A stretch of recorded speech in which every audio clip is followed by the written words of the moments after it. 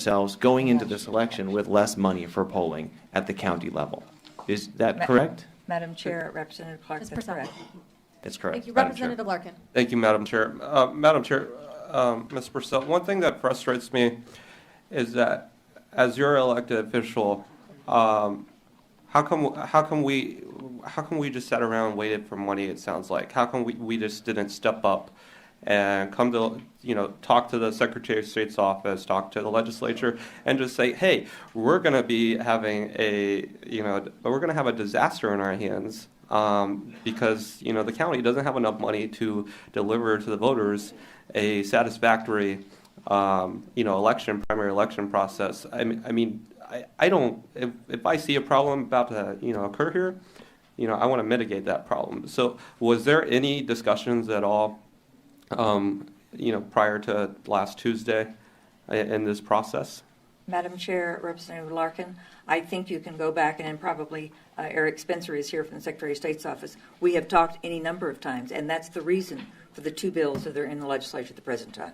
Madam Chair.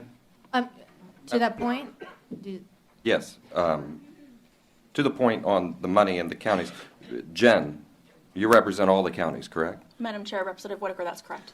Did the other counties have problems like this and blaming it on the funding? Ms. Purcell. Well, she represents all the counties, Jen does. Madam Chair, Representative Whitaker, the other counties are definitely going to be eating some of the cost of the PPE if the reimbursement that's in those two bills does not come forward. That's just a reality of PPEs as long as I've been doing this, because the $1.25 was set back in, I don't know, I think it was in the mid-'80s it was set. So it doesn't reflect the true cost of running an election. So yes, all of the counties will be eating some of the cost of the PPE to varying degrees, of course. Okay, so the other counties made it work. And to that point, one more question I think is important. Ms. Purcell, did anyone from the governor's office communicate to you that you would be reimbursed for this election? Madam Chair, Representative, no. Nobody from the governor's office told you that the money would be coming and you would be reimbursed? I don't know of reassurances that I have. Okay. Madam Chair, Representative Whitaker, from a lobbying perspective, our organization is an advocacy organization, and this is what we do. And we have had communications with both Speaker Gowan, President Biggs, and the governor's staff, and they seem to be on the same page that the funding is probably coming. The challenge is the other piece of the bill, as Representative Clark mentioned. And so because right now they're tied together, I don't know that I have full confidence that the money is coming because we don't know what's going to happen with that other issue. And to that point, if you didn't have full confidence that the money was coming or not coming, why wasn't there a contingency plan to have enough polling places at the $1.25, which is the number that you've been working with for the last 3-4 elections? Why didn't you have one one plan with the we may have more money, and then the other plan with the if we have to go back to the $1.25 reimbursement? Madam Chair, I think I've already explained that. I made a giant mistake. And that's an understatement. Madam Chair.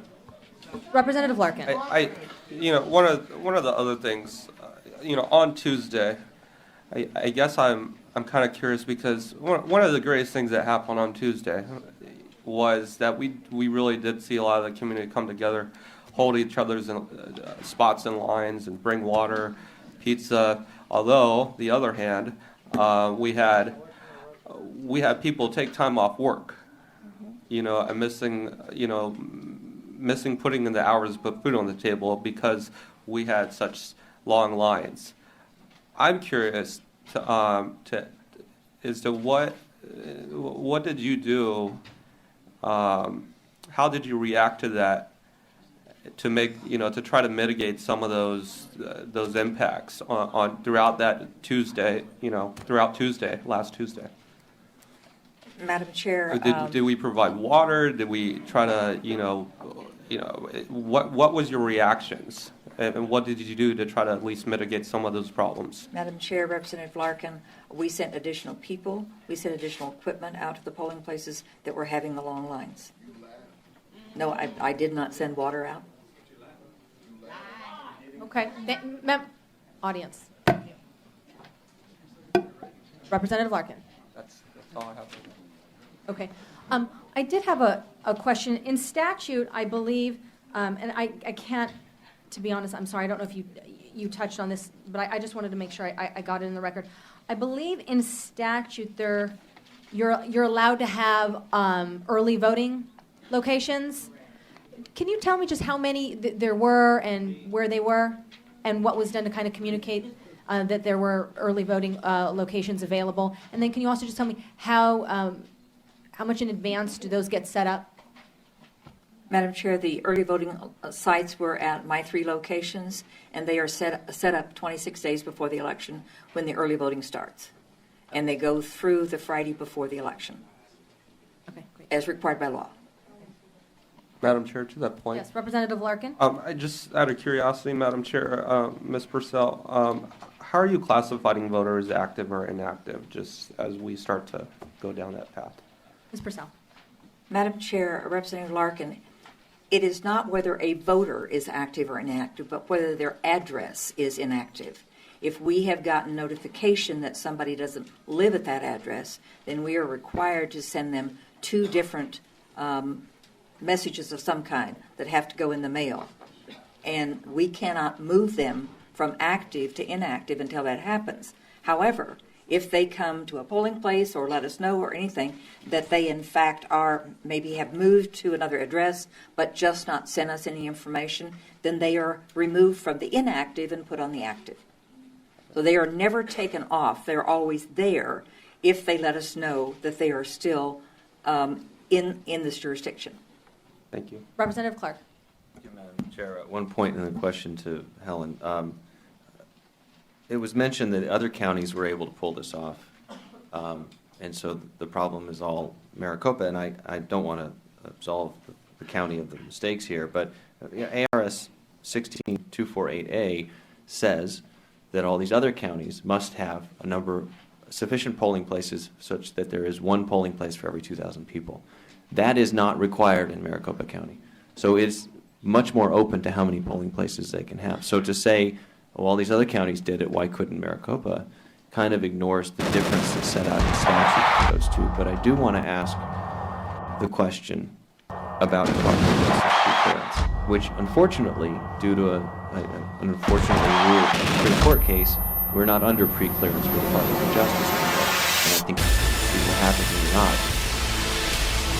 You've been through pre-clearance process before, have you not?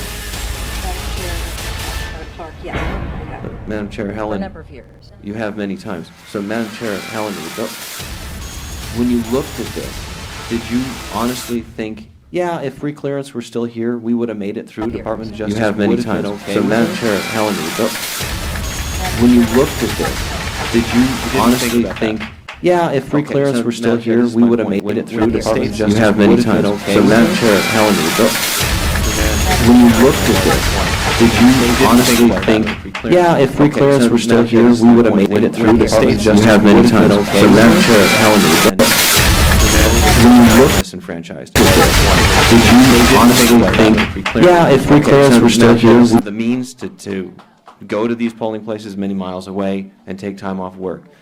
We need to have, if not pre-clearance from the federal government, we must have in this state an objective committee that will look at these polling places and decide, would this pass pre-clearance if we still had it? That's the only fair way to have votes in the source.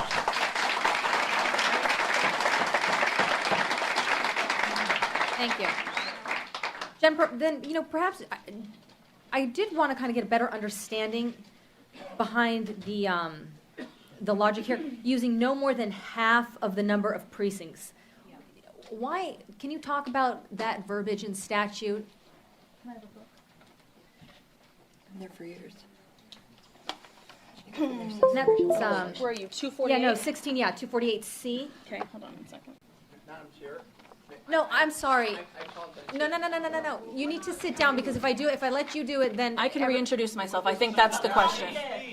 Reintroduce yourself. Okay. My name is Jennifer Marson. I am the Executive Director of the Arizona Association of Counties. We work with all of the counties and their elected officials in a variety of different capacities. I am also... We are a nonprofit, that's correct. They're a private organization. I also work as a troubleshooter for Maricopa County during elections. I've been doing that for, I think, 8 years. I don't tend to work during session, so I wasn't working for the PPE, but a troubleshooter is someone who is assigned a handful of different polling places, and they're in charge of kind of rotating through them throughout the election, troubleshooting, solving problems, answering questions, filling in when there's long lines, stuff like that. Are you a lobbyist?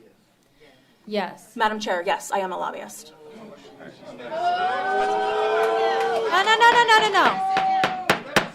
Member, audience, you got an answer. Let's continue.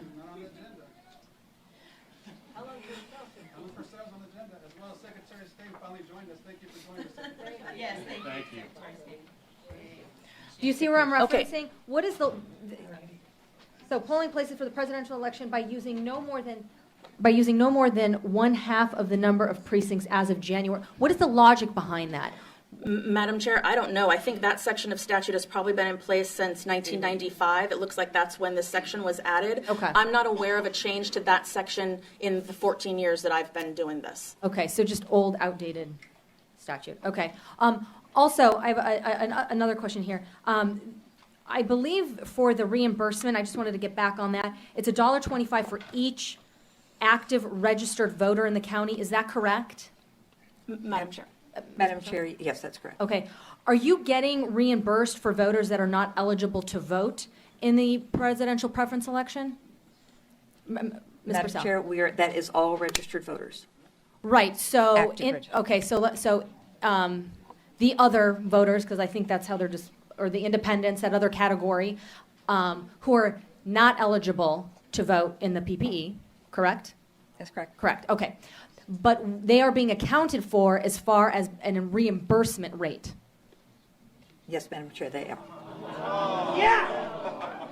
So do you see how here you know there's been comments made that you're not sufficiently funded, you don't have enough money, but you're getting reimbursed for voters that you don't even have to manage at the polling sites that are not allowed and are not supposed to be voting. Do you think that's fair? Do you think that's appropriate funding to get reimbursed for individuals? Madam Chair, Voting. the funding that is available to us does not cover the ones who are eligible for this election. But are you getting reimbursed for as far as I'm reading in statute, for active registered voters? Does that include independents? Yes, Madam Chair, it does. So you are getting a $1.25 reimbursement rate for independents who are not eligible to vote in the presidential preference election? That's correct. Madam Chair. Madam Chair, to that point. Madam Chair, I believe the legislative history behind that decision, and that is a legislative decision, is because the state statute is something that has to work for all of the counties. We can't just write statute that works for Maricopa County. So if you look at a county like Greenlee that has a much, much smaller population, if they were only reimbursed for party registration, they wouldn't even come close to having enough to put the polling places out, get the equipment. And so that was part of the discussion when the legislature decided that it needed to be actives and they didn't split it up by party. That was a legislative decision. Okay. Madam Chair. Representative Wenninger. To that point, Ms. Purcell, can you tell me the difference of how many registered voters there are now in 2016 versus 2008, which is what you use your comparison for? Yes. I do. And I guess I'll give you where I'm going with that while you're looking at it. If you have a natural increase in the amount of voters, you're getting more money than you did in 2008 because you have more voters, yet we constrained the amount of polling places, et cetera, that we're using. So I'm just thinking with the valley's been growing by natural growth, you would be receiving a lot more money to put this on anyway. Ms. Purcell. Madam Chair, Representative, I will get that figure for you. But I know that we have more people that are registered to vote. Madam Chair, it Okay. looks like the total registered... No. I got it. Thank you, Representative Larkin. This is from 08. Okay, Ms. Purcell will be addressing Representative Wenninger's question. Madam Chair, Representative, the total registered voters eligible to vote in the 2008 election was 1,114,208. Madam Chair, so Yes. versus now, which you said, I think is 1,238,792? Madam Ms. Chair, Purcell. Representative, yes. So we have a difference, just doing quick math, of 124,000 and change, or 25,000 and change, multiplied by $1.25, $1.25, for, that's how much you've increased. Madam Chair, Representative, Ms. that's Purcell. correct. Okay, thank you. Members? Yes, Representative Mesnard? This goes back to a question that Mr. Clark raised. I mean, it was quite a serious accusation as far as polling place locations and whatnot. Can you tell us how you go about and who in your office goes about choosing which polling, whether there's 200 or 60, which polling places you're going to use? Ms. Purcell? Madam Chair, Representative Mesnard, we have a group of people in our office who do that, coming from various angles of it. Those people who deal with getting polling places, the people who look at our voter registration count. So there's a team of people that look at that with a map of the county. We did not use the legislative district as an overlay in this particular case at all.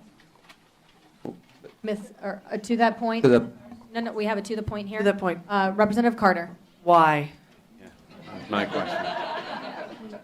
And to that point, for Yeah. further explanation, I hope we're able to address this map on the presentation. That's what I keep. I'm going to interrupt you. Members, there are copies outside this door, so for those who want to follow along, please step outside and get a copy. Please continue, Representative Carter. Because I represent pretty much everything north of the 101 from Scottsdale Road to 67th Avenue. And if you look, there's just a giant blank spot right here where on that day I received incredible amounts of communications of where do I go to vote. Most people, the highly popular polling places in this sort of North Phoenix corridor. Here's a better map. Now can you see? Okay, here's a better map. So there's a giant gaping blank hole right here. It was just really difficult for people, to figure out why their previous polling place was not open, and then what to do about that. And in one area right here alone, a polling place that has 14,000 registered voters in that general vicinity has been closed now twice. So I understand that you didn't use legislative districts, but I think it's pretty clear that there's a gaping hole in many parts of the county. Ms. Madam Purcell? Chair, Representative Carter, yes, there appears to be. I'm not, but Like I say, we did not use an overlay of the legislative districts. Was there, Madam Chair, to that point, was there a conscious decision not to use that as or was it just we thought we'd use something else? I mean, was there a discussion around whether to use that or not to use it? Madam Chair, Representative Carter, that this was supposed to be tallied on congressional districts. So we certainly looked at congressional districts, but did not look at legislative districts. And Madam Chair, to that point, did you look at any other geographical boundaries, such as the city council districts, or was it solely on congressional districts? Madam Chair, Representative Carter, as I understand it, it was solely on congressional districts and just looking at our map in general. So, and to that point, and it really isn't a question because I think the answer is it was just on congressional districts.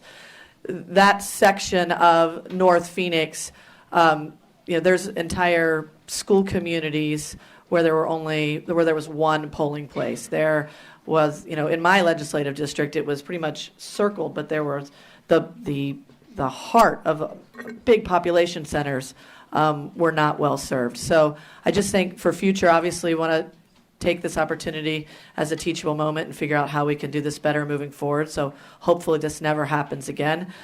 my recommendation is to look at any type of geographical boundaries you can use to make sure that all of the communities have an equal amount of accessible polling places. So that would include using legislative districts, school district, city council districts, and any other districts, supervisor, county supervisor districts, and so forth. In other words, think of the. Thank you. That's right.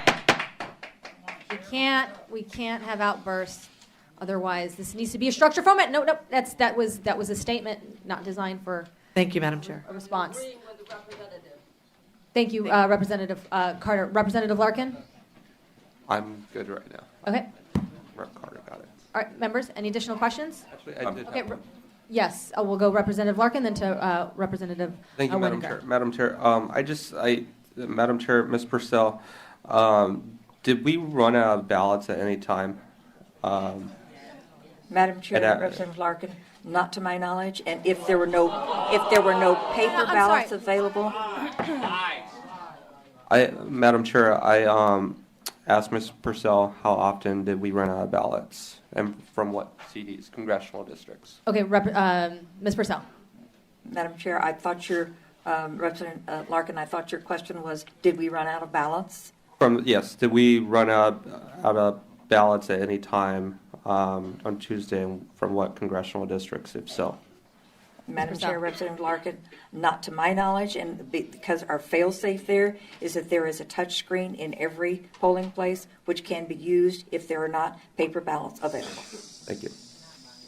Okay. Representative Winiger.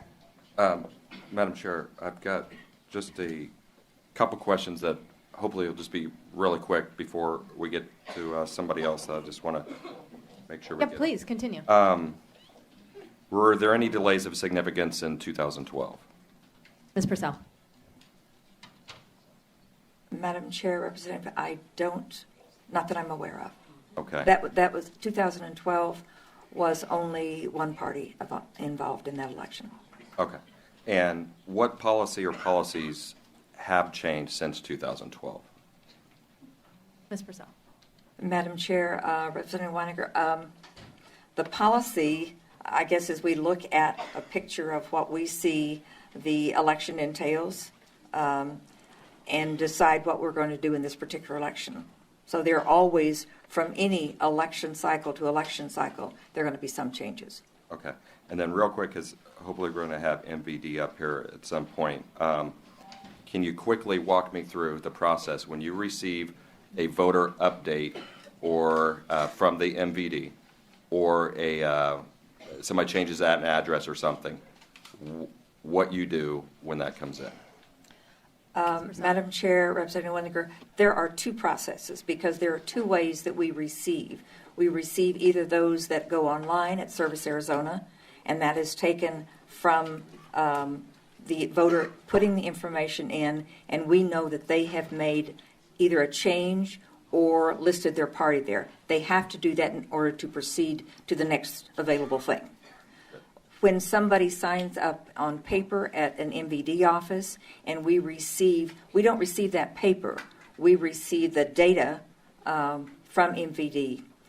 If it shows on the data in the party preference the word blank or something similar to that, but it's not a party, then we do not change the party of the person. We leave what they have on our records. We only change the information that they're trying to change, like their address, possible name change, something like that. Madam Chair, to that point, Yes. how is that facilitated? We need to dive deep with MVD on this too. When you get that over there, it has, and that's the one I want to drill on, the one that says blank. Is it a computer that makes that change, or is it a worker at your office that makes that change? Because obviously you have to go and you have to figure out somehow. Is it a computer figuring it out, or a human being figuring out what their previous registration was and whether to keep that? Madam Chair, Representative, look at it this way. We're looking at our system and seeing what they have sent to us. And if they've changed an address, we're going to change that on our system. If we see blank, we're not going to change anything in that category. Okay. How many of those do you think you get a year? Madam Chair, Representative, I have no idea. I can certainly get that for you. I don't know. Okay. Do you think there's a possibility, being you're saying that this is dealing with humans putting it in, that there's a breakdown in human error, some people who are seeing blank and putting in P and D? Madam, you mean on our records? Excuse me, Madam Chair. You get a form over there. You're saying somebody actively We don't is really get a changing- form, we get data. Okay. We don't get a form. But there's a human actively looking at the computer and changing the address and doing that? Madam Chair, Ms. Purcell. Representative, yes. Okay, Madam Chair, what I'm asking is there a possibility, I don't know how many people you have doing that on staff, that's their job, but is there a possibility that there's a minority of them who are just either doesn't have the training or doesn't want, to go through the process of that and is just putting in independent or P and D instead of ascertaining the old information? Ms. Purcell. Madam Chair, Representative, there is always a possibility that a human has made an error. Thank you. Madam Chair. Yes, Representative To Mesnard. that point, Madam Chair, Ms. Purcell, what Mr. Winiger is getting at, and what a number of us have heard among the myriad of issues that occurred at the polls, was some people showing up who were registered independents, not knowing they were registered independents, not knowing that they were registered no party affiliation.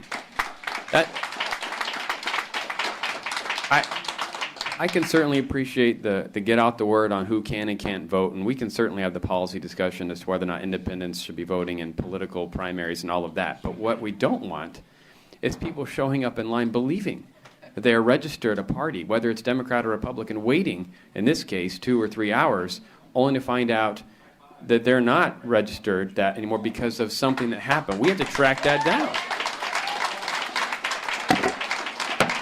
And that's what Mr. Winiger is getting at, and I'm very interested. A number of us up here are interested in that particular issue. Ms. Purcell. Madam Chair, Representative Mesnard, if they came to the polling place and they voted a provisional ballot, those ballots are being examined right now as we speak. The staff is working on that. If we look back, as we have in several instances, on previous registrations that we have in our system, and sometimes we will have 4 or 5 different changes, we will certainly look at that. If there has been nothing, if they have always been registered as an independent or not given us any information at all about party, then they are left that way. If they have registered in a party and not done anything since then we show that that ballot is good because they are registered in that party.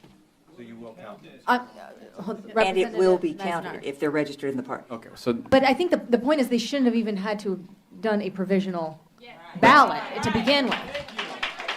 Madam Chair, yes, that Right, not is not the that you point. have not that you have a default plan if to take into consideration those who thought they were in one party and ultimately realized they weren't, but they shouldn't have had to vote provisional to begin with. Representative Mesnard. Madam Chair, that is, so both points are my question. So obviously we need to fix any issue going forward, but what you are saying, if I heard you correctly, is that those will be counted. If they showed up, they were registered independent on the face of it, but you go back and see that there's been a clerical error or whatever led to this, you're saying because they filled out a provisional ballot, they will be counted.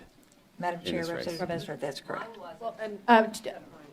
Okay, to that point, and then it is It's Larkin. very much to that point. Okay, Larkin, I see. Where that just creates a little bit of frustration for constituents that I spoke to who called after the deadline to switch to make sure that they were, if they were registered independent or Democrat, and then they registered through no action of their own independent, and they called in preparation. I had a constituent who was turned away, and I talked through it with her, and now if she had gone to the poll and waited 4 or 5 hours, would have her ballot now been counted? I mean, now I'm really concerned because She was told she couldn't. she was told fundamentally that she couldn't. And So, and that happened, but you're saying if she went to the poll, the test Yeah, a week- here, right. that it would have been counted. right, so now that makes me concerned because, that's a voter who called me and said, my entire life I've been registered Democrat, and I want to prepare to vote in the presidential primary. It was after the deadline where we were required, where you were confirming you were a party affiliated. And I said, I'm sorry, I wish there was something that I could do for you, but I said, obviously that's the information you were giving. And now, if other people were in that same situation and went to the poll and cast a provisional ballot, their vote would be counted? That's a concern. I mean, Right. Do you see how messed up this is? Right.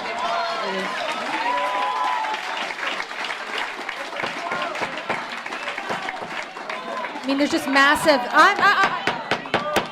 Members, actually not members, audience. The members have been the members actually have been well behaved. Representative Larkin, you've been waiting patiently, please. Thank you, Madam Chair. Madam Chair, may I make a suggestion for the committee here? So this doesn't turn into a debacle down here. Would you mind maybe giving a brief 10 minutes for anybody who's wishing to speak?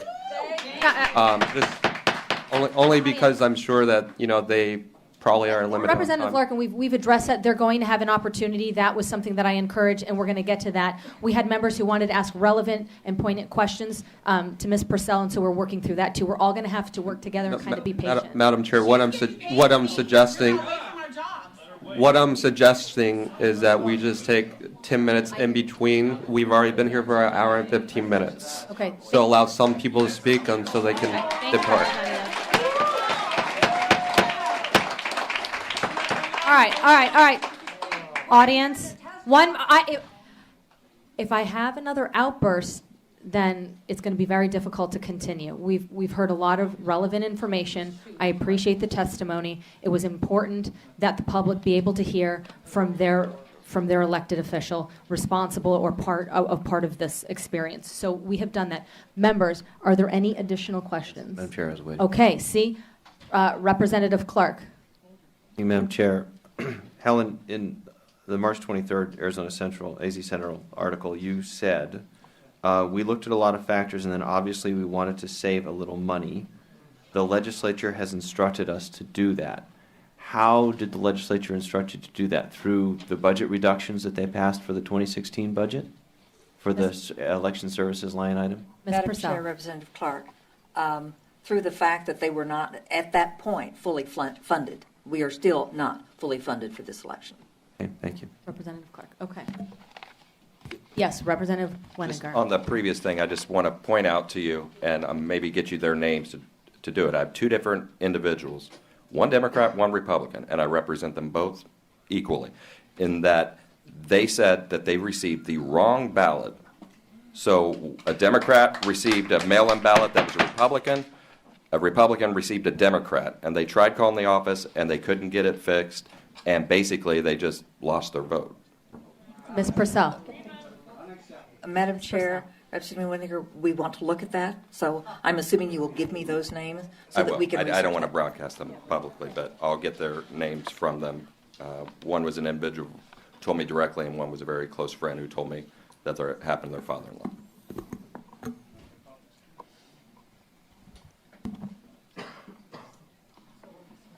May I have a page?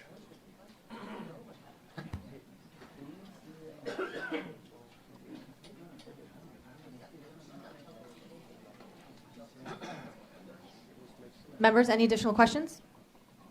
Okay. Hearing none. Representative, Ms. Purcell, did you have any comments before we move on to the next speaker? Did you want to? No, Madam Chair. Representative Larkin. Thank you, Madam Chair. Just a quick question. Madam Chair, Ms. Purcell, is there a preferred method to your office where voters can come and submit questions at a later, since we do have a lot of people here? If they want to ask you a question directly, how would they go about doing that? Madam Chair, Representative Larkin, go through our website, recorder.maricopa.gov, and those questions will get to me. And you're ready for the flow this time? Thank you, Madam Chair. Thank you, Ms. Purcell. Thank you, Ms. Purcell. Okay, members as well as the audience, we're going to move to Secretary of State Michelle Reagan, who has been waiting patiently. After that, we will then have public testimony. We'll have a break for public testimony. Then we have a couple. Madam Chair, some of these voters were waiting in lines for 6 hours in the heat. I think the least we can do is let them a few minutes to speak.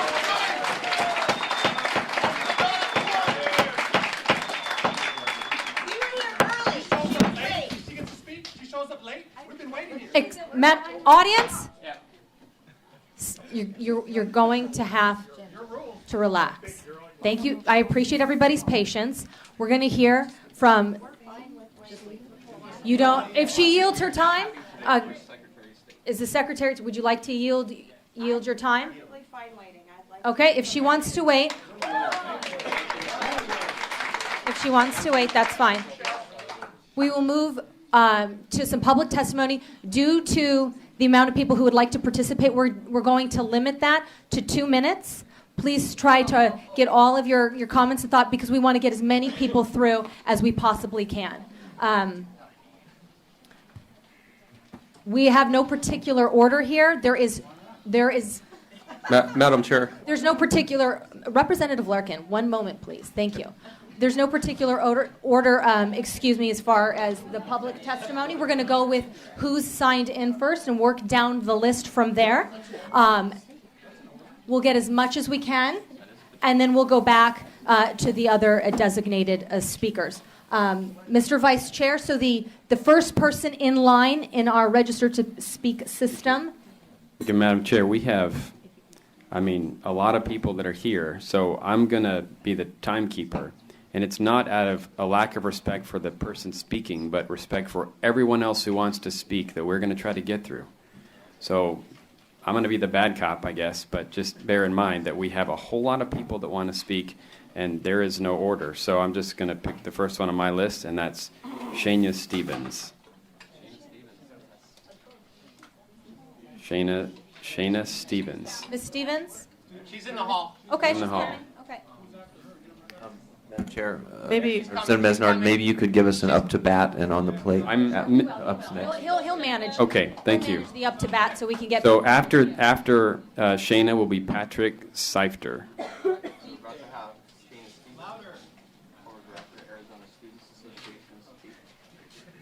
You have 2 minutes, Ms. Stevens. Thank you so much for coming down. Absolutely. Good morning, Madam Chair and members.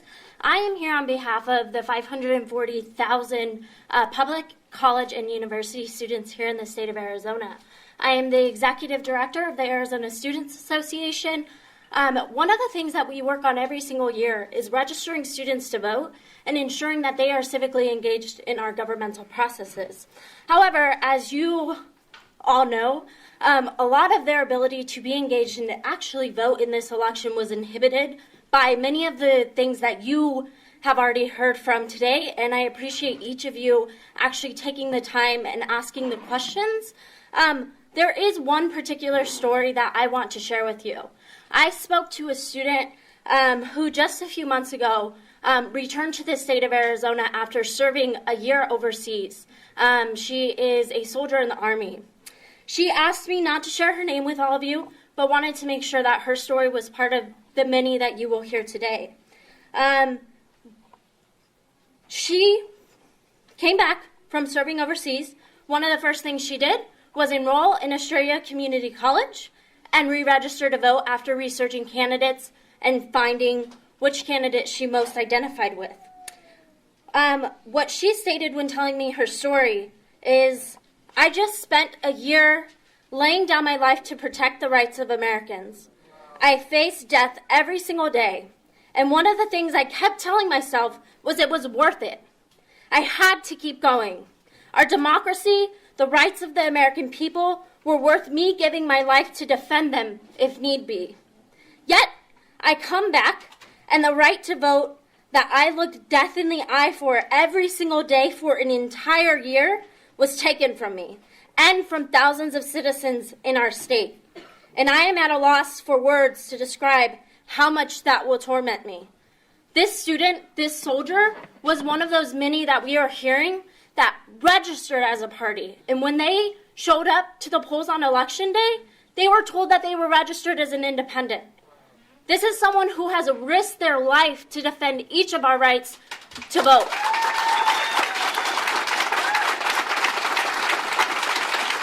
And so I ask that each of you remember her story, because she's not the only one. And while she risked her life to defend our rights to vote, it's all of our responsibility as citizens and as elected representatives that we ensure that her right to vote is defended. So thank you for the time.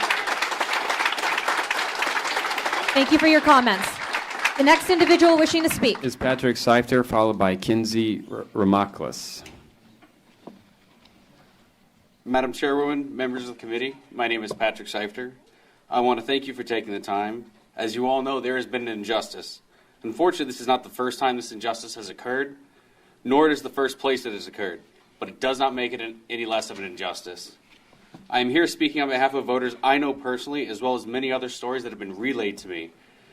I heard of elections being decided long before hundreds of voters even got to vote.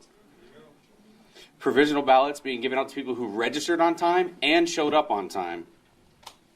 And people who just had to leave because they had to go back to work. Our right to vote, and to have that vote counted, is the most direct way that citizens have a say in our political system.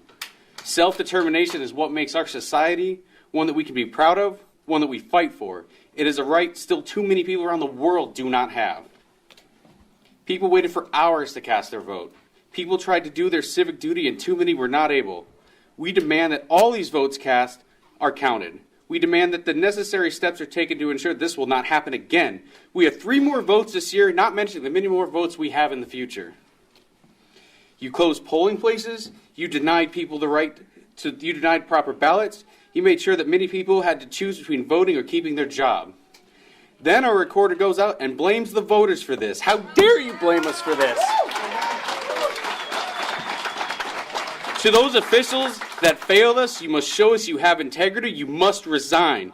Stop pretending that this is how things are supposed to be. Stop pretending that incompetence, corruption are acceptable from elected officials. 30 seconds. Stop pretending you represent us.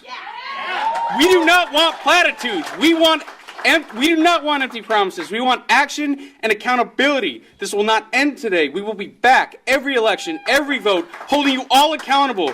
We are secure in the knowledge that our rights will be restored. Know that the days where we are silent are not over. Every vote counts. Thank you. Thank you.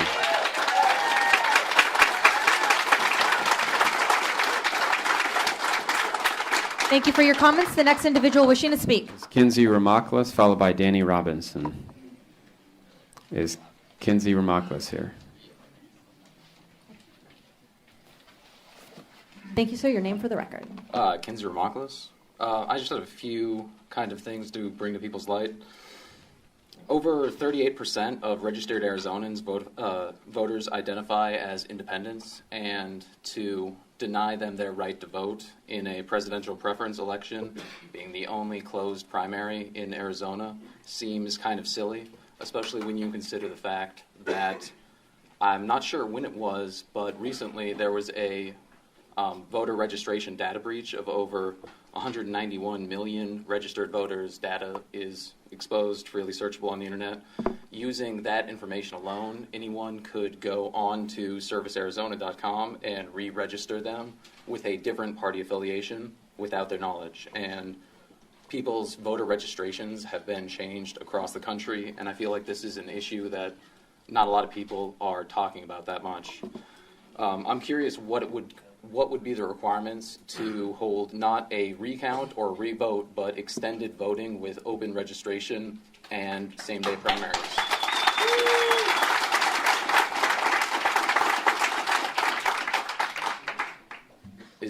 What would it take for that to happen? I'm sorry if I didn't mean that as a rhetorical question.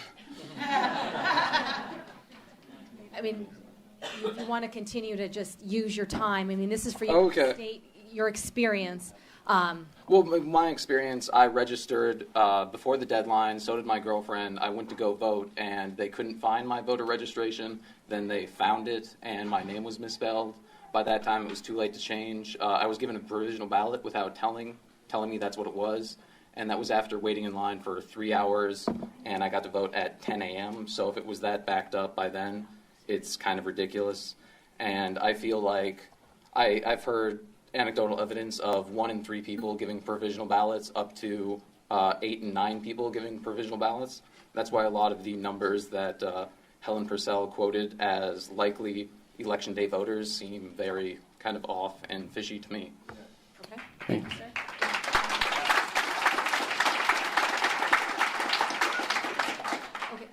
So is there any, I'm just curious, what would it take to hold extended voting? Because that's my real question for coming here.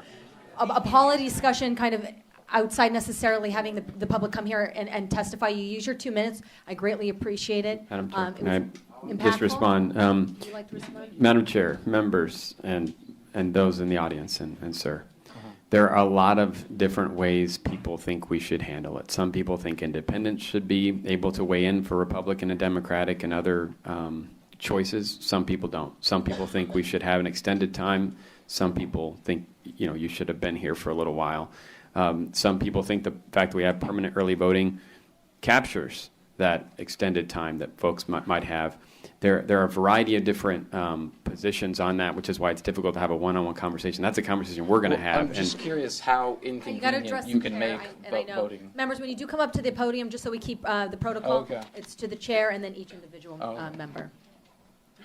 Please continue. Oh, I'm just curious. It seems like voting is trying to make more and more inconvenient in the hopes that people don't vote. So, Madam Chair, Member, Would- or audience, please. with all due respect, the reason why Pebble was set up, it used to be absentee, you had to have a reason you were going to be gone. Then we just opened it up to anyone to try to make it more convenient. Now, I think it's perfectly valid that we look for ways to make things more convenient. We will be exploring those. There are, like I said, a myriad of ways that might look like.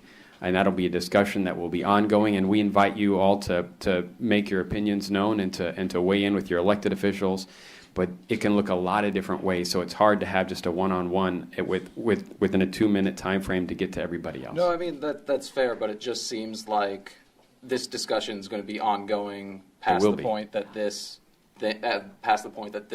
election is relevant, and it does matter now. Like if you had the ability to put forth a extended voting period with same-day registrations and open primaries, it would pretty much change the country. Madam Chair, people in the audience, Yes, Representative there's nothing we can do about what the election that just occurred. Obviously, we're trying to explore what the problems were. We can't go back and sort of retroactively give people extended time. That would be a violation of other issues that the Supreme Court's ruled on in the past. Nevada did it. People have Listen, done it in the past. It's very audience, possible.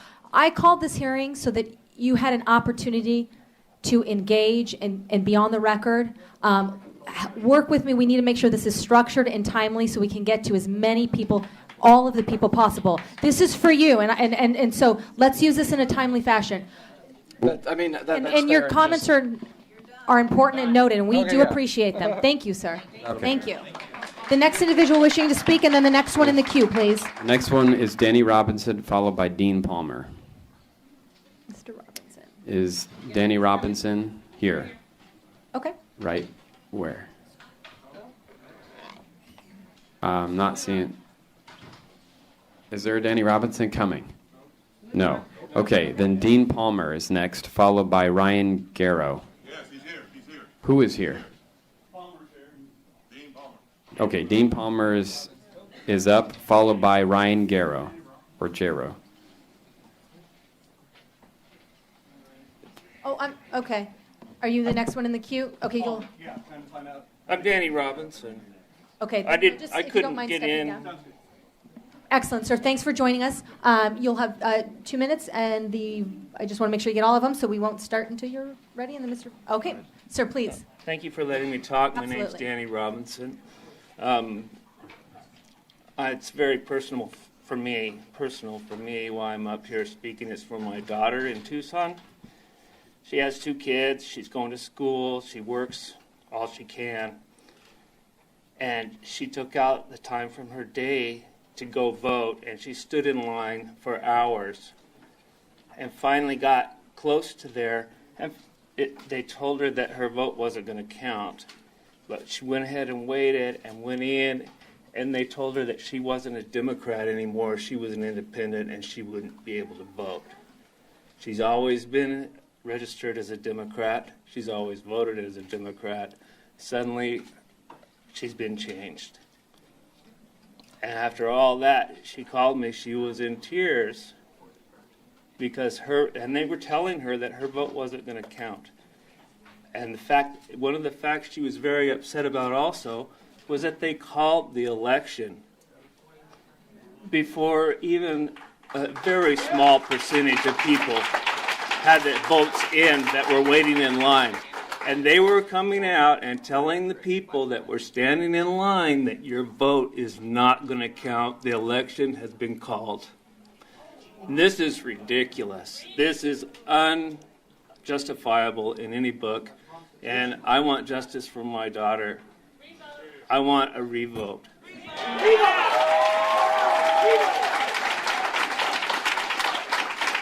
I might add that I'm an independent. And I didn't realize I didn't get to vote until my wife and my other daughter got their mail-in ballots, which I normally get. And I went and checked it out and found out that through my own not knowing, which I really don't have an excuse for, I thought that an independent could pick who they wanted to support in the election and get to vote in the primary. And I didn't get to do it, so I don't feel good about that. But really, I'm here for my daughter, Adelina. Thank you, sir. Thank you. Madam Chair, I know there'll be a number of folks who think we should scrap what just happened and redo it. It is not that simple. If we do that, it disenfranchises a lot of people who did vote, and then we're all in all kinds of other legal water. So there's that's not that is audience. Madam Chair. We have a way where we got to keep it a structured communication. Representative Mesnard. Madam Chair, we will explore everything, but I just want you to be aware of what legal parameters we must work within. Just being honest with you. I don't want to get somebody's hopes up that we can just snap our fingers and redo things. It does not work that way, but we will explore every possibility and try to come to the best decision we can as an elected body. Sir, thank you so much for coming. Please. I'm sorry, Madam Chair, one second. Is this, I'm sorry, who are Palmer, you? yeah, Mr. Dean Palmer, Palmer. okay. Just trying to keep track. It's all Followed right. by Ryan Jarrow. Okay, Mr. Jarrett, please get in the queue. Mr. Palmer, please go. Sweet, yeah, Glendale, Arizona. I'm a veteran Air Force and was out there in Glendale. We had two places, and I think before I kind of launch onto, what my experiences were, I think that, there is an opportunity for discourse. I mean, I know we've got our time, our 2 or 3 minutes or whatever it is, but I think it's fair and it's an opportunity if we ask you all a question. I think it is within your right and probably even your responsibility at this point, considering the circumstances. Maybe you could take the opportunity to respond to us for a simple question. And I'll throw in there with a revote. I'll say, you know what? I understand the parameters you got to work in, and I think the folks that set this stuff up understood the parameters too. So I think that y'all can work just as hard for us as you can for the 1%. Okay? So, that being said, okay, my experience down there at my voting place, it was tough. There were people up there, the elderly, the wheelchairs, canes like myself, and we're outside in the heat. There's no place to sit. They were out of provisional ballots at 7 a.m., and I've done my time volunteering. And I'm telling the guys, hey, you might want to send your guy down, or girl, and get some, because this looks like it's a pig in a poke. You can't do it. They don't want to be involved. So the problem I had was I'm standing there, and thank goodness I've got one of these things that folds out in a little tripod. I can sit. But so many people couldn't. They wheeled up there. Then on came the sprinklers. And the folks that were in the wheelchairs and this type of thing, they got hosed. And there was no parking. And people could not do it. And there were tons of people like myself that had to turn around. People that were crying, people that were in pain. They could not handle the wait times, and they left. Americans with Disabilities Act, we'd like a little consideration. Thanks, Will. Madam Chair. Thanks again. Thank you, sir. Representative Larkin. Madam Chair, Mr. Palmer. Yeah. We need you back at the microphone. Yeah, if you just don't mind coming back to the mic for just a second. Sorry. Yeah, you have a betcha. question. Thank you, sir. Yeah, no problem. I just want to apologize for your experience, sir.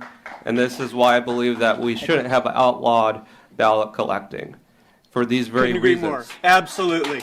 Absolutely. And Jonathan, is that you? Yes. Or you can. We should not have made ballot collecting a felony for these very reasons. Round of applause. Yeah. Thank you, brother. Very important. Thanks, you guys. Thank you, sir. Thank you, sir. Okay, the next individual wishing to speak. Thank you so much, sir, for coming down. The next one, up to the microphone is Ryan Jarrow, followed by the Reverend Jarrett Maupin. Audience, we want to make sure everybody has an opportunity. We're going to extend that to everybody here. The faster we get through it, the more people go. Sir. Okay. We'll start off. My name is actually Ryan Giro. It's a common mistake. No big deal. Sorry about that. Oh, no, it's perfectly fine. Perfectly fine. Okay, so I think it's safe to say we are all here for the same purpose, democracy. It's what makes our country great. It's what allows us to essentially decide how we are to be governed. I'm going to start off also by saying that the disenfranchisement laws here in the state I find completely despicable in regards to not only people who are intertwined in the criminal justice system, but also for the people who are registered independents. I mean, I'm looking at the figures here from last year. 124,847 people could not vote because they are a part of the criminal justice system, and that's including people who are currently incarcerated. Now, of that, 82,204 of those people are out walking the streets doing, whatever they have to do to survive, whether it's, working or whatever it is they have to do. And 82,000 of those people are paying taxes and cannot vote. That is absolutely disgusting, and my heart weeps for democracy when people are completely disenfranchised from voting. And so I would like to also call for a revote. I understand there are things that have to be done in order to make that happen, but that to me seems to be the most logical way to do it. And in order to make it the most democratic possible, we need to allow same-day registration. We need to allow all those who have been disenfranchised to vote regardless of their personal situation. I myself am among one of those people who were disenfranchised before I was even able to register. So I stand here and say, let me vote, let my voice be heard. Excellent. Thank you so much, sir. The next individual wishing to speak. We're going to respect everybody who wants to come to the podium to speak. The next individual wishing to speak? Was Reverend Jarrett Maupin. Is he here? I know there's a delay out in the hallway. Okay. Followed by Leonard Clark. Is Leonard Clark here?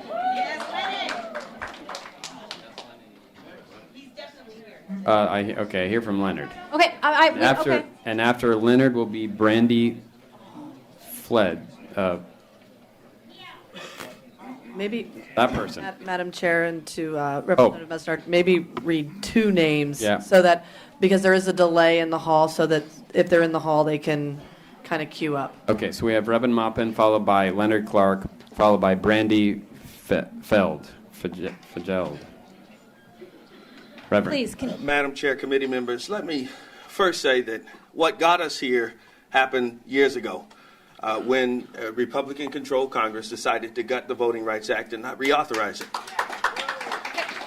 Subsequently, the Supreme Court decided that states like Arizona were no longer subject to preclearance, so we can make arbitrary election rules and changes as we see fit, even though we have a long history of voter suppression and discrimination in this state. What happened on Election Day, I'm not excusing it, but we have to look at what is going to happen now. Will there be a new election for people that did not vote in the presidential preference? Absolutely not. Is the recorder going to resign? Absolutely not. Are any of you calling for a criminal probe or asking for her to be criminally charged? No, that's not what's happening. So we have to deal with what we're handed. What happened to voters was terrible. There's no excusing it. But since the recorder isn't leaving unless she's voted out on Election Day or is reelected on Election Day, we have to work with the person who's in that office. So I'm interested in what Representative Mesnar said just a few minutes ago. If you missed it, you should have been listening. Where do we go from here with respect to elections? I met with her the day after this happened to make sure that this wouldn't happen again to people in my community. I, too, stood in line with folks at the South Phoenix Community Center, Central and Alta Vista, who waited hours and hours in line in order to vote. When I met with the recorder, we made it very clear. I was angry. I went in there to slay Goliath. But what I found were two women who admitted that they made a mistake and didn't want it to happen again. So some of the things we got them to agree to do was a 300% increase in polling places, 724 locations, one for every precinct in the county. In addition to any African-American churches, and I think they would agree any other churches that want to be polling places, allowed to come in and be polling places. So now we may even have multiple locations in individual precincts. All new electronic voter rolls will replace existing machines. An increased number of poll workers and extra voting machines, public information campaign, the formation of a minority advisory board to review and monitor the elections and give input before and after they happen, and a commitment from county elections leadership to further educate the public and make sure we know what it means to be an independent or a Democrat or a Republican with respect to this. We know we need law changes so independents can participate. We know that perhaps we need a new county recorder. We know that there's a lot of reforms that need to take place. We know that the Voting Rights Act needs to be restored and enforced. Reverend. But until that happens, we have to work within the framework that we have here. There will be no Department of Justice investigation. We know that as well. And so, I urge everyone to work with the county, the recorder, and try to move forward with what we can do to make sure this doesn't happen again. Thank you for your testimony. Thank you, Representative. Thank you. Next individual wishing to speak. Okay, next individual is Leonard Clark. Leonard Clark, followed by Brandy Feld, and followed by Redeem Robinson. And Madam Chair, just Audience, please. at 1:30 today, we do have to go to the floor. So just that's in a little over an hour and a half. We're probably going to be here until then. But I just wanted to give everyone a heads up. So we do need to keep to 2 minutes. You've mostly been doing pretty good, so I appreciate that. But I'm going to start to be a little more unkind if you start going past 2 minutes. Mr. Clark, take it away. Thank you. My name is Leonard Clark from here in Phoenix. Thank you for letting me speak. I do respect the fact that we're allowed to speak today, but I just want to start off with what I have to say with the words Purcell resign and Osborne resign.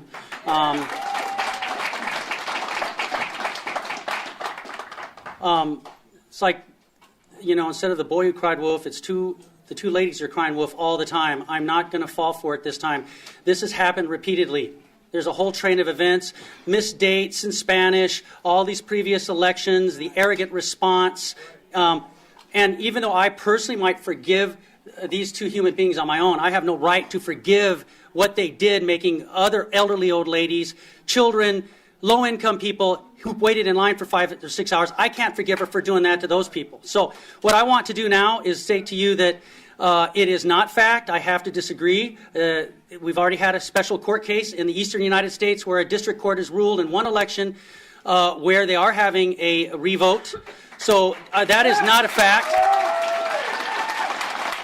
I have friends whose names are on the Iraq wall out there, Iraqi operations thing that we had, who didn't come back with me from Iraq. And, while I was there, I oversaw the Iraqi elections with the military police unit. And I got to tell you, they did it much better in Baghdad, Iraq than what happened last Tuesday. So we cannot have this. Arizona is our state. It's a beautiful state. I ask that you please, after we're all gone, do not just placate us. We need the voter suppression law, such as the so-called ballot harvesting, which is not. We need that immediately rescinded by the governor. And I'm just outraged. I'm outraged, and I do want to thank the one elected official who's had the courage so far to call for the resignation of somebody who's been entrenched in power for almost 30 years, Representative Jonathan Larkin. Thank you. Thank you, sir. Next individual wishing to speak, and then we're going to take a. Madam Chair, we're going to, and then at noon, are we going to let the Secretary of State? Yeah, we're going to do a couple more, and then we're going to move to the Secretary of State. And then we'll go back to And then the. we'll come back. Okay. So we had Brandy. Where's Brandy? And I'm very, very curious how to pronounce your last name. And then Radim Robinson is next, followed by Ann Pyron. Good afternoon. My name's Brandy Fjeld. Thanks for coming. Norwegian. Say that again. And I just wanted to tell what my experience was voting. I got to my polling place at 11 o'clock. I was there until almost 2 o'clock. I was mailed an early ballot, misplaced it, and I thought, oh, okay, I'll be all right. And then when I got there, I realized, shoot, I don't have my driver's license because I left it in the bank thingy going through the drive-thru. So I had to use my passport ID. I used my passport ID, and they're like, they couldn't find my address. So I'm a medical marijuana patient, so I gave them that card, and it had my address on that card. And they were like, another 20 minutes trying to find me. And they finally said, okay, we'll go over here and see this person. And they gave me a provisional ballot. And as soon as I got back into my car, after waiting in the line for 2.5 hours, they were already announcing who had won. And I'm really confused because I want to know what those provisional ballots are saying. That's my question. That's my curiosity for being here. Thank you so much for the testimony, and you do bring up a point that we've heard several times, which is the announcement of the election while there were still people in line. So that I think that needs to be a part of the overall discussion that seems to be an issue that many people were concerned. And Madam Chair. Yes, Representative Carter. And if somebody doesn't have the answer right now, they could just relay that information. What does the statute clearly say about announcing? Because I know some states have, so the statute is silent.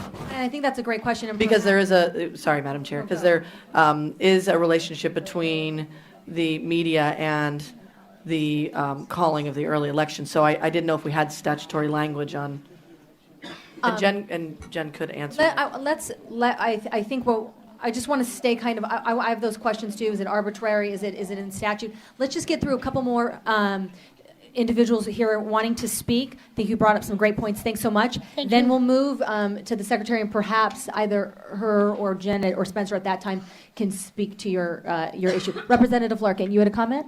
Yes, Madam Chair. Madam Chair, I would just like to take a moment and relay to the Speaker's office and make the suggestion we postpone floor.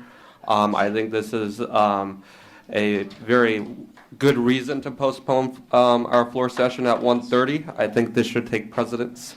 And then also to a couple of people who had testified on the voter suppression bill, let's be clear, that was the Republican legislature that passed that bill. And I think that it would be in the best interest of this body going. Madam Chair, Mr. Larkin, Representative, it's going to be exceedingly difficult for us to actually get to the bottom of what happened if you start to make this about something that we passed that had nothing to do with this election. Oh, it certainly does. It absolutely does not. There was nothing, Madam Chair. It certainly Mr. does. Larkin, there was nothing about this Madam election Chair, if about I may ballot finish. harvesting. I'm sorry. Listen, we're going to do it like this. He has the floor. Representative Mesnard has the floor. He had to that point to your comment. When he is done, you can then go back to your original point. At that time, we will presume with continued testimony from the public, since that's, like you pointed out, important. We'll see what the speaker has to say. Your request is noted. Please continue your thought. Let's go. Madam Chair, Mr. Larkin, I am interested in hearing from the people here, and I am not interested in grandstanding. I want to get to a solution, and I want to get to a solution quickly. But if this becomes overly political, that will do nobody any good. Thank you. Madam Chair, Representative Larkin. to that point, Mr. Mesnard, I just think it would be worthwhile to basically encourage the voters and the people in the audience here today that this legislature is open to have a more progressive election process going forward. That's what I'm hearing from the people who are supposedly grandstanding. This is about long polling lines and the presidential preference election that took place March 22nd. With that, we will go to our next individual wishing to speak. Thank you, Madam Chair. Redeem Robinson, followed by Ann Pyron, and then we'll sneak in there Donna Cox. Excellent. Thank you for coming. Thank you for having me. I am a pastor in the African Methodist Episcopal Zion Church, and this concerns me because our community, I believe our rights to vote have been under attack. This was a planned attack by Helen Purcell, and I think she ought to resign after this meeting. People are in line for 4 hours. How does that happen? People are hungry. People in the heat. People, older people, standing in line 4 or 5 hours to vote. That's a problem.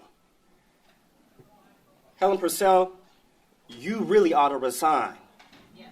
I mean, really, you should consider resigning after what you have done to the community. Sir? Also, I believe that we should have an extra day of voting. An extra day of voting. How can we call a winner when there are thousands of people still in line? How does that how does that happen? Someone please explain to me. This is voter suppression at its best. Once again, Helen Purcell, please resign. Do us all a favor and resign.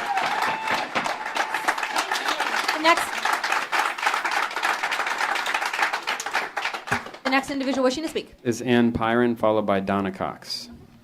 Ann Pyron here, committee chair, members. I represent the League of Women Voters of the state of Arizona.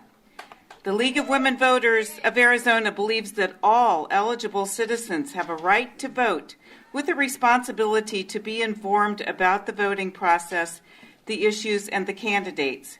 However, the primary responsibility for ensuring that the voting process is easily accessible to all, with no barriers to voting, lies with those public officials in charge of elections. This is especially important for individuals who have faced prior patterns of discrimination based on ethnicity, income, or geography, as was covered under Section 5 of the Voting Rights Act. This section of the Voting Rights Act existed to ensure that no proposed changes in procedures could negatively impact voting rights. The League of Women Voters is a strong proponent of Section 5 of the Voting Rights Act. On Tuesday, March 22nd, 3 years after Section 5 was declared unconstitutional, the voters in Maricopa County witnessed a very flawed presidential preference election. These flaws could have been prevented if the changes in voting procedures, including reducing the number of polling places from 200 to 60 in the geographically largest county in the United States, had first been reviewed by the Department of Justice. This has been a volatile election season for several months, with many candidates entering and exiting the presidential race. Voters were more likely not to use the early voting ballot because they wanted to see who would left on the ballot on election day. The fact that non-declared independent voters could not vote in this election unless they registered with the party was a real problem. The most unacceptable part of this election was to see voters waiting up to 5 hours to cast a vote. We must applaud voters for their tenacity. They wanted to vote and see their vote count. 10 seconds. Legislatures should consider making this presidential preference election a true open primary that allow all voters to vote. Your voting is a right for all eligible voters, but the responsibility for the process of voting belongs not only to the voters, but also to our government, which we entrust to carry out this most valued of democratic processes. Thank you very much for your testimony. The problem seen during this presidential preference election should not happen again. We need to work together for a more open, honest, fair, and accessible voting Thank you so much, ma'am. Thank you very much. Thank you so much for coming. And then after your comments, we'll move to the Secretary of State's. Please. Thank you, Ms. Cox. Madam Chair, thank you. I'm Donna Cox. I'm a resident and a registered voter of Maricopa County for 30 years. That 6-lane thoroughfare that goes through Gilbert, Cooper Road is part of my family's heritage. Annie Cooper was my grandma. My zip code is 85210, and last week, the closest voting election was 4.4 miles away. I was one of the lucky ones. The thing is for the last 3 primary elections, my zip code was different. It was 85296, a much more affluent area. And the assigned voting location was always less than 1 mile away. It was just around the corner. This year at 1:30 p.m., the parking lot was completely full. All handicapped parking spaces were completely full. Cars were parked bumper to bumper on both sides of the street throughout the entire residential neighborhood. When I finally decided where I was going to park, I left with concern that I was going to get a parking ticket. For the elderly, the disabled, and for those with limited financial means, voting must be simple. This last election, as you see, it was not simple. Yes, it's true. The 30,000 square foot Escalante Community Center was designated as a voting location, but only one small conference room in that building was actually used for voting. In fact, there were more workers in that room than there were voters. I counted 9 workers in that small room. 2 of them stood at the door limiting access inside. And when I voted, there were 6 voting booths. But there were only 3 of us casting ballots. The other booths were empty. Thank you for your testimony.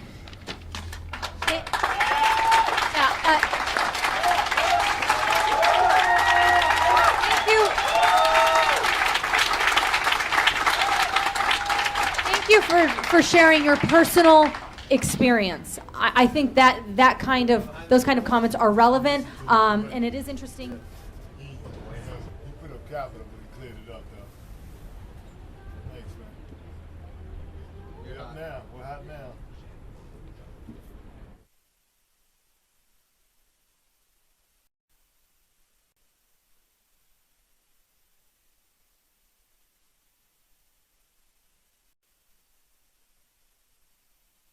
All right, I just lowered the audio here just to break in and to give you guys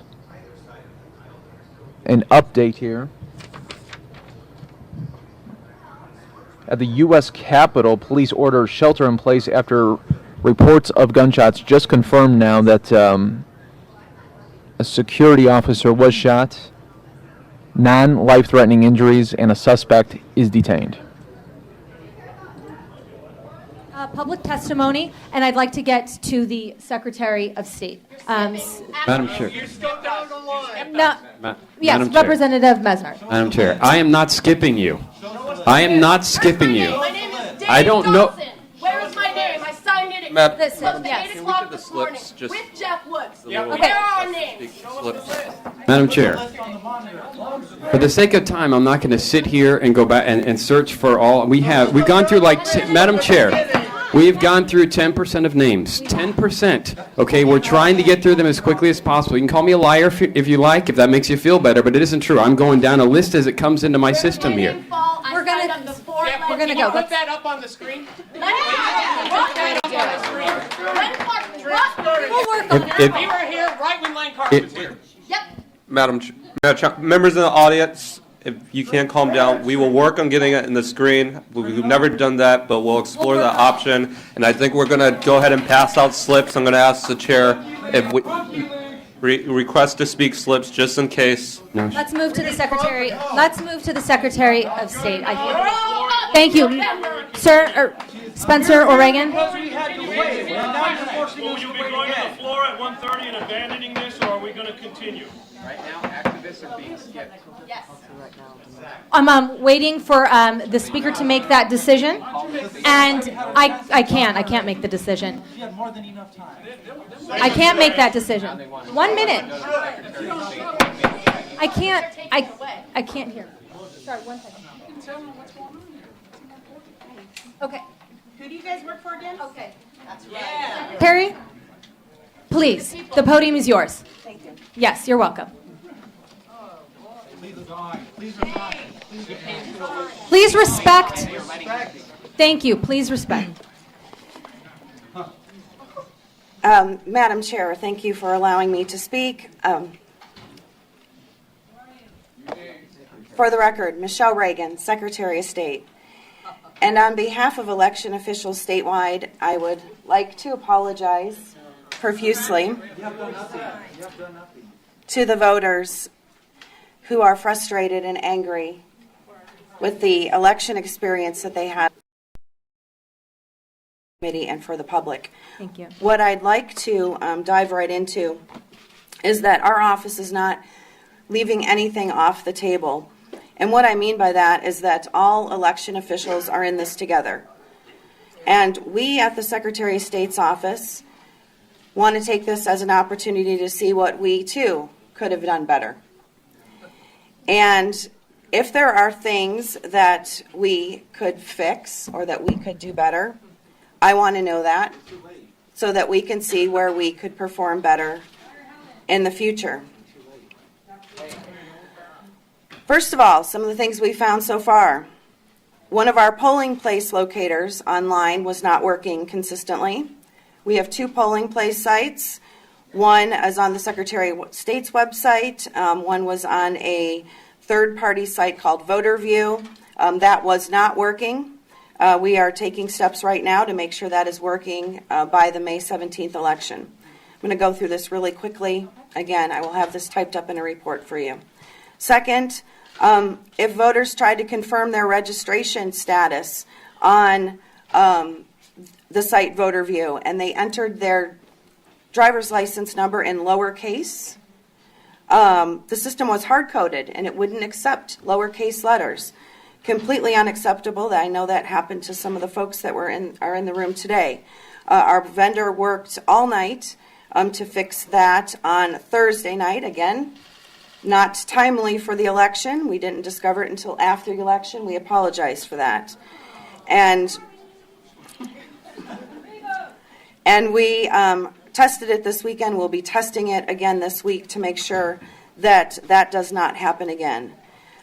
Third, for future elections, our office needs a dedicated phone line into all counties. This is something that was very hard to deal with on the day of the election. We took over 2,000 calls into our office on Election Day from frustrated voters. They don't call when they're happy on Election Day. Many of those we were able to serve. We pulled people from our accounting office, from our library division, and we were able to get as many of those calls handled as we could. However, a few needed to be routed into the county, and not just Maricopa County, by the way, other counties as well. And we had to get in the queue, get those voters in the queue along with everybody else. And we would like, and we will be working with getting dedicated phone lines into the counties. Fourth, as been mentioned, and we are aware of this, our election night reporting software on our front page shows a bar graph of the exact precincts that are being reported as they come in. That worked on the front page. However, if you were to, as a voter, go on to and break it down into the county level, you probably noticed where it said Maricopa County, 8 out of 8 precincts reported, 100%. Probably very frustrating if you were standing in line and had not cast a ballot yet. In addition, you had the AP calling races. So you found out who was already projected to win, and you were still hours away from walking into the polling site. I heard several people ask, why does this happen? Twofold. One is that the AP called the races. So I'm not going to take responsibility for that. I will take responsibility for the fact that our website said 100% precincts reporting. And that will be fixed. No, that is not why they called it. They called it because they were doing math. And, well, Audience, thank you. You guys have been doing much better, so that's great. Let's going forward, we can't. The best continue to way have that the we can outbursts. change You'll have to leave. Yes. is to hear exactly what you experienced.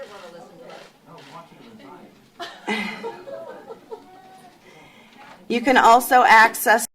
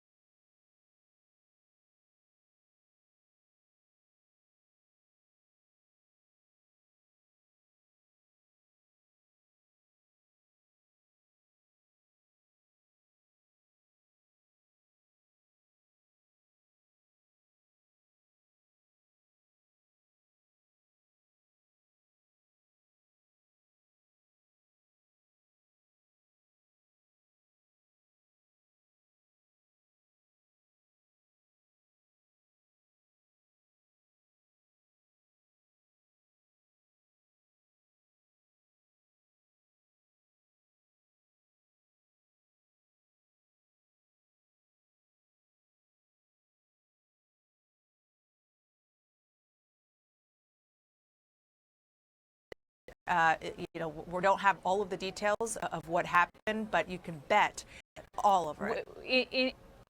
Again, I told Manu Raju, let me bring you back, and you've got some new information for me. What do you have? Yeah, well, hey, Brooke. Looking out the window, and you're seeing disturbing and frightening. And also, if you work in the Capitol and you're on lockdown in your office, it would have the same effect. Into that area where there would be terrorists waiting with automatic weapons to gun them down. That's two separate plots where that was going to happen. So that's the strategy of do not let everybody run out of the building in a panic and create soft targets if there are terrorists out there waiting for them to come out. Tom Fuentes, thank you. Stand by. Let's go to the White House. Michelle Kaczynski is our White House correspondent who is over there right now. And so, maybe some confusion earlier, but to be crystal clear, the White House being on lockdown a little while ago had zero to do with what we're covering just down the road. Yeah, I mean, whatever the threat was here, I mean, this is all unfolding as we speak. They have lifted the lockdown briefly from where we stand that things are back to normal at the White House, Brooke.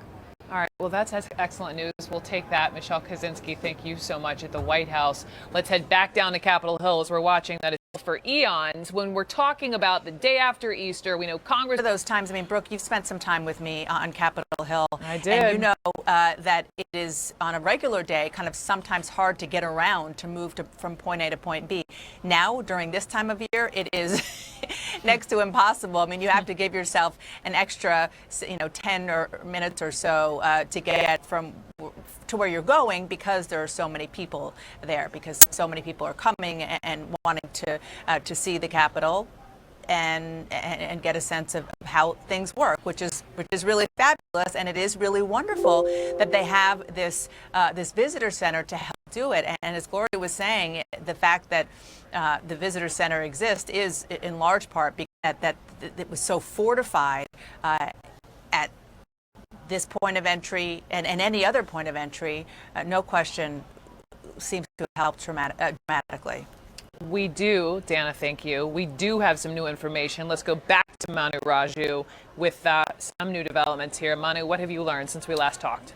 The Senate Sergeant at Arms is starting to tell employees of the Senate that there's one suspect in custody. They said, and I'm reading this email that they have now sent to Senate employees. It's starting to circulate around the Capitol. It said there's a shelter in place. No further gunshots are being reported. One suspect is in custody. No further suspects appear to be at large. However, the U.S. Capitol Police, this email says, the U.S. Capitol Police are continuing to investigate. All staff and visitors in all buildings are to remain sheltered in place. So the good news being that there's a suspect who is in custody, and it does, as we were mentioning on air earlier, it does appear to be an isolated incident, but out of precaution, they're asking folks to stay indoors, which is why that the Capitol is still in lockdown. But the news here being that a suspect is in custody and nobody else appears to be at large